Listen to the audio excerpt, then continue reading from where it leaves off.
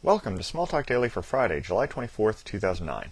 This morning I thought I'd go through something that's interesting about having moved Store onto Glorp from the previous release 7.6 and Object Studio 8.1 to the current release Object Studio 8.2 and VisualWorks 7.7. And that is that once you connect to a repository, what you can do is you can do this. You can go to the Store menu and you find there's this Store Workbook option here. And I'll just tell it I want to work with CenCom Smalltalk, that repository, which is the public store. And it gives you some useful expressions to do interesting reporting off the repository. So let's say that I want to find all packages that are in the system. I execute this, and it's going to give me back an inspector with everything in the system. So you see there's quite a lot in the public store repository. Probably not that useful to go through all 4,294 things, but that's what that is. Now let's find all the ones that have this blessing level or higher. And this is interesting because if you had a work repository where you had a bunch of stuff that was versioned off and other things, and you wanted to find out, well, what packages have we pushed to this level?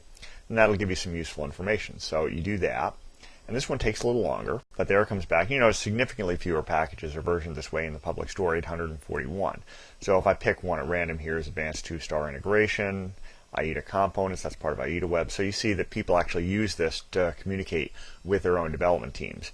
Now you can come down and there's a couple of other ones that are interesting. I'm not going to do the ones where object is being redefined, but I'm going to come down to this and say, well, what packages are in the store repository that give me 5 or fewer classes in it? And that'll actually turn out to be more than you might think. There are an awful lot of packages in the public store that have 5 or fewer classes in them. So here we look and we see, well, geez, there's a whole ton of these in there. There's this many of them, that many packages that have 5 or fewer classes in them. So there's one of them. So let's close that down. But what if I wanted to find out, well, how about greater than 100? I'm not going to change the comment, but let's just type right over that. And let's find out all the packages that have more than 100 classes in them. And that gives me this many, not all that many, only 735. Now you can see that if I cut this down to say 200, I should get even fewer, obviously. So I'll inspect that.